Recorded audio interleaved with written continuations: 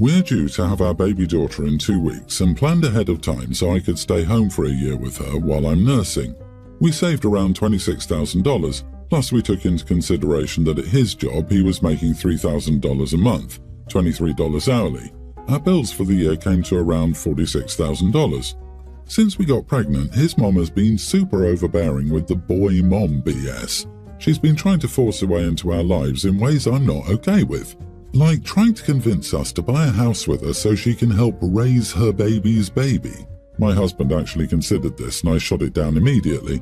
She's been stopping in whenever she feels like it with stuff for him and him only. She literally brings him food. One serving, only enough for him, around dinner time, probably 2 to 3 days a week, saying, "I just know you miss Mama's cooking." She keeps buying him mom and son jewelry, knowing he won't wear jewelry, and tells me he will wear it. She says it's a mom and son thing you wouldn't understand when I tell her he's not going to wear it. He hasn't worn any of it. She's 100% treating him like he's her husband, calling him to do things for her all hours of the day and night, just trying to get him out of our house and over to hers. If he goes over, she's all like, "Since you're here, I'll let you treat me to a mom and son's date at Denny's." Or when she's here, she'll look at me and tell me how she takes her coffee and expect me to make it for her. I know I'm rambling, but this woman is back crap crazy. And no, she wasn't like this before me getting pregnant. They barely spoke before I got pregnant. She sunk her claws in when she found out we were having a baby, with the whole, "my baby isn't a baby anymore" BS. We're literally in our 30s. So if all else wasn't insane enough, she's been trying to convince my husband for at least 3 months to quit his job, search and rescue, and work with her so they could spend more time together. She works at a medical rehab facility. I told him I wouldn't tolerate that for one reason. It's $13 an hour, $10 less an hour than he makes now. I've talked reason with him. If he goes there, I will have to go back to work because $13 an hour cuts his monthly income in half just about, and this is not what we agreed to or planned for. Also, her job is bi-weekly pay and she doesn't have benefits for a year. He had full benefits at his job. He told me he didn't want to work with his mom and not to worry about it. About 2 months ago, he said that. But I just found out last night that he did quit his job, applied at the place his mom works, and bypassed the interview process because mommy vouched for him. So now he has a job with her. I wasn't nice about it when he told me, admittedly. I asked him why the heck he would do that, and he said, "Well, my mum is getting older, and she wanted me to work with her so we can hang out more before she passes. She's literally 61 and healthy." I slept on it and decided I couldn't do this. I told him this morning that I couldn't do this. I won't be overruled by a woman who refuses to stay in her lane. I won't bow down to a mommy's boy or a woman who grossly won't leave her son alone. He can do it independently and we can do this separately. I told him I would take the money I saved, $23,000 of the $26,000, and figure it out on my own, and that he needed to leave and go back to mommy at her house. He, for whatever reason, is shell-shocked that I'm taking it this far and says I'm an idiot for not understanding that his mother's getting older and wanting to spend time with him should be important. I'm not budging though. He's allowing her to destroy our lives. Am I the idiot? Not the idiot. Honey, please carry out your plan. Grab the baby stuff and the money and leave immediately. With the baby on the way, who thinks it's a good idea to take a 50% pay cut? I'm sorry, but your husband is a mama's boy and a stupid guy. This is really bizarre and sick. The 50% pay cut and loss of benefits for a year. If they're in the US, a hospital stay for labor and delivery will be at least $20,000. Then there are all the postnatal and infant checkups for the first year. I'm shocked he gave up the medical benefits. What the heck is wrong with this guy?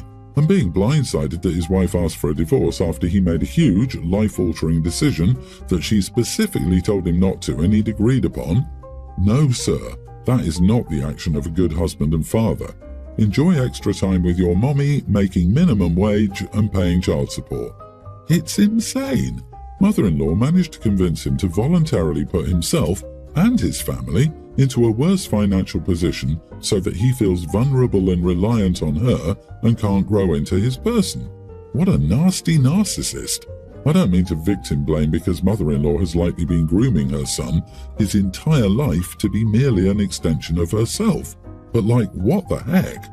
I just can't fathom how so many adult children allow themselves to be manipulated like this to the point that their whole marriage implodes.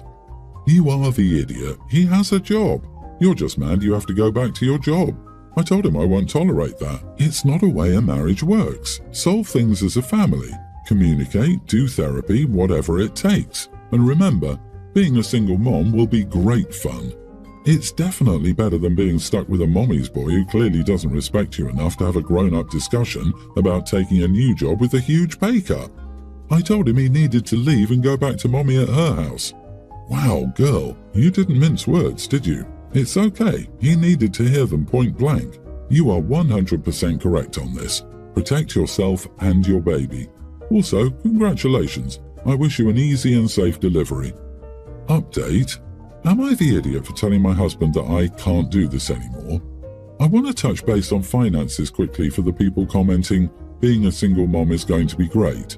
If he were to leave and we got divorced, my bills would be reduced by at least a quarter, if not more. I've been helping him pay off his student loan debt for 5 years, and the price keeps increasing, so there's no end in sight.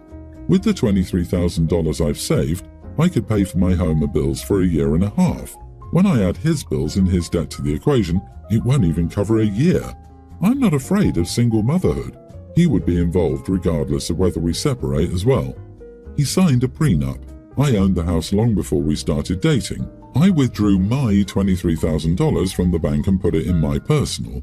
The $23,000 is mine. I left him his $3,000. I already spoke to an attorney and I'm in the clear to do so because I have a paper trail on what was mine versus what was his.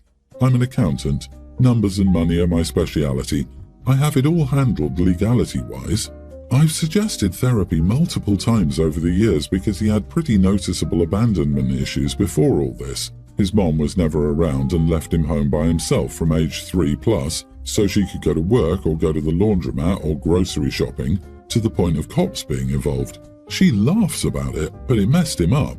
He refuses all therapy. He says it's a waste of time. Not sure if he would change his tune, knowing his marriage is on the line.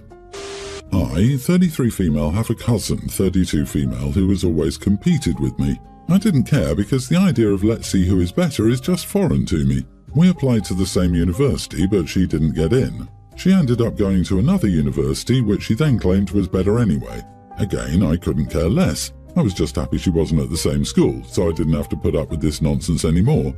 Fast forward to now, we see each other at family gatherings twice a year, have jobs, are past the point of comparison, etc.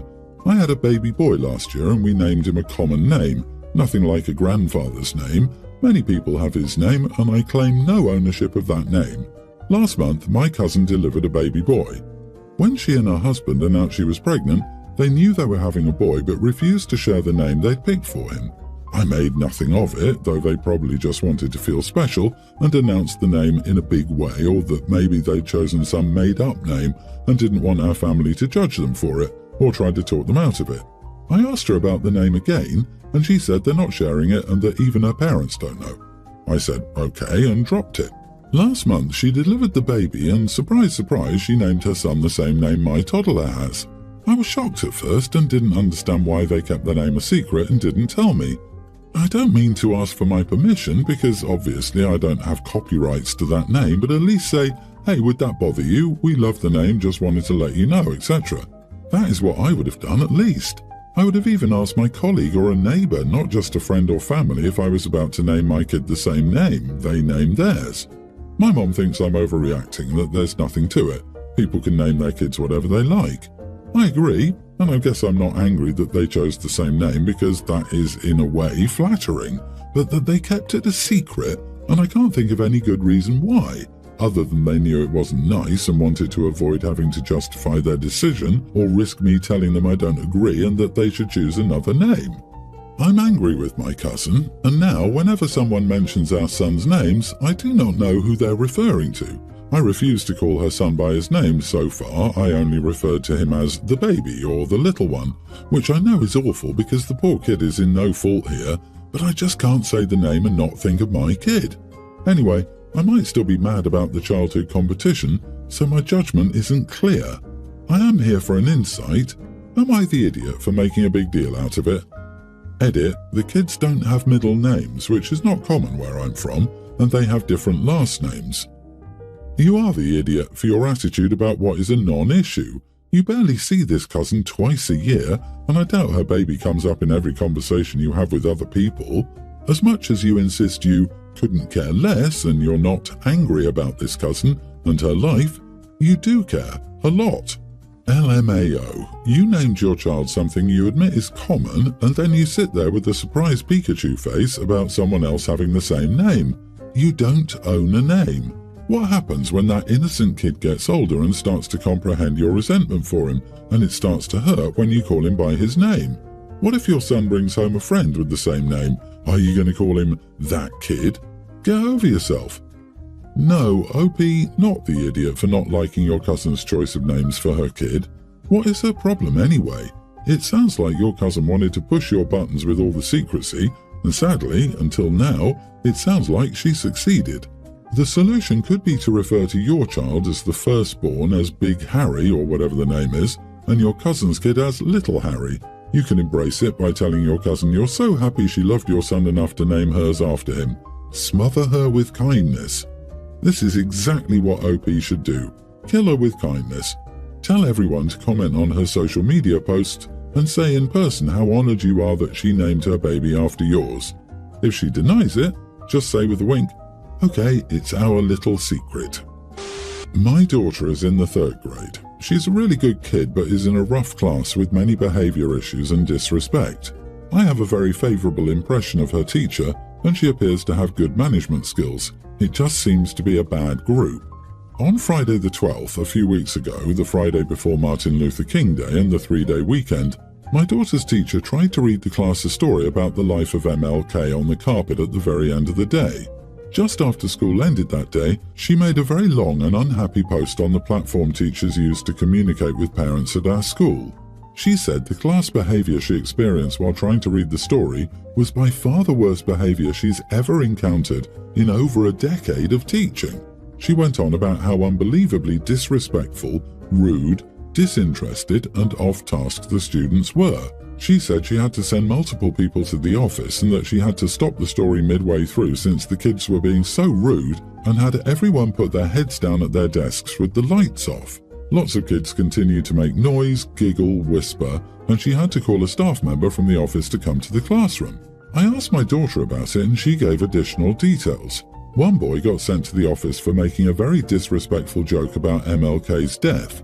Another boy got sent because he got up and did a weird dance while she was reading and wouldn't stop, and another boy got sent outside for blowing into his elbow and making a huge fart sound. She said she didn't act up, which her teacher confirmed when my wife talked to her, but that most other kids were talking, making noise and being rude as well. The following week, her teacher announced some whole class consequences. 1. The whole class spent their recesses on the wall on the Tuesday they returned. The 3 boys I talked about earlier were on the whole week.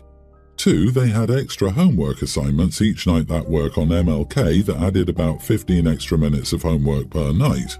3. The class Valentine's Day party is cancelled, where the kids design Valentine's boxes and have a party exchanging gifts, eating candy and listening to music. She said they'll have a social studies test when the other classes have their party. My daughter was upset about the cancelled party and has been complaining that it's unfair because she didn't act up. My wife agrees, and these past couple of weeks she's been complaining a lot about her teacher, which I'd never heard her do previously. Yesterday she said something about wanting to complain to the principal, and I told her she sounded like a Karen. I said I applauded her teacher for not taking crap and giving the kids some real consequences and said, "Life isn't always fair, deal with it." This made her mad. Am I the idiot? You are the idiot. This type of punishment breeds resentment. I always hated this crap when I was a kid. Why behave if I'm going to get punished either way? This is the lazy way out. If this teacher can't control her students, the administration must step in. Homework should not be used as a punishment. Your wife advocating for her child, who has been wrongfully punished, is not being a Karen. Then you're going to wonder why your daughter doesn't like school. Who wants to go somewhere where they're punished for being good? I disagree, not the idiot. I respect your teacher for doing that. Instead of your wife complaining, why not take your daughter out for a family day to reward your daughter for her excellent behavior? Maybe lunch, the park, or even shopping at a local candy store. I'm sure your wife and daughter would agree to have a fun day. This way, It's a win-win for everybody. I don't understand why she can't send the kids who didn't misbehave to a party, or have the party but send the kids who misbehaved to a study classroom or the library or somewhere else. In my state, taking recess away from kids is illegal, so I'd be mad at that. I'd be mad that my daughter's entire class was being punished collectively instead of individually when my child had no part in it. If the behavior problems in the class are so bad, the teacher is not the right one to handle them, or she isn't getting support from the admin to do so. Whatever it is, it's not working. Is it 5 kids out of 30 that misbehave, or is it more than half the class? If it's the latter, I would have moved my child out months ago. My sister and I were raised by Asian immigrant parents. We were raised with that culture and the American culture. I still celebrate that culture as much as I can and am raising my kids with as much of the culture as I can. The issue has been with my sister for a while. She's completely given up her root culture. She made a huge deal about having an American wedding. She doesn't celebrate any of the holidays she grew up doing. The worst part is she forbade my parents for including her kids in the culture. The big blow-up with me happened when she asked me to serve American food when they were over. That hurt me significantly, and we haven't been close since. My parents, on the other hand, keep trying until now. My niece, their granddaughter, is having a sweet 16. She sent invites and my parents aren't going. It's a big deal because our culture has its own coming-of-age ceremony for women. I think this disregard of the culture was the last straw for them. My parents think she's ashamed of her roots and doesn't want to be somewhere where she dislikes where she came from. I agree with them. I got a call from her and she asked if I was going. I told her no. She got very upset and explained that no one on her side was going. I told her she can't be surprised since she's snubbed her root culture for all these years and everyone is done. She gave up on her culture and no one wants to feel ashamed since she dislikes everything we grew up with. She called me a jerk and I'm having second thoughts. Everyone's the idiot here. While her asking you to serve American food when your niece is over is overstepping and her general lack of interest in her family's culture is sad, she's not wrong for leaning into raising her child more American. It sounds like your sister sees herself as American, and obviously she will raise her children as American. To refuse to attend important events for your niece, who's done nothing wrong here, just because you feel hurt her mother isn't participating in cultural events, is just bad. You and your parents are wrong about that. Why did your sister give up on her culture? Your words. Maybe she was bullied about it when she was growing up, and if so, perhaps your parents didn't support her when she needed them to.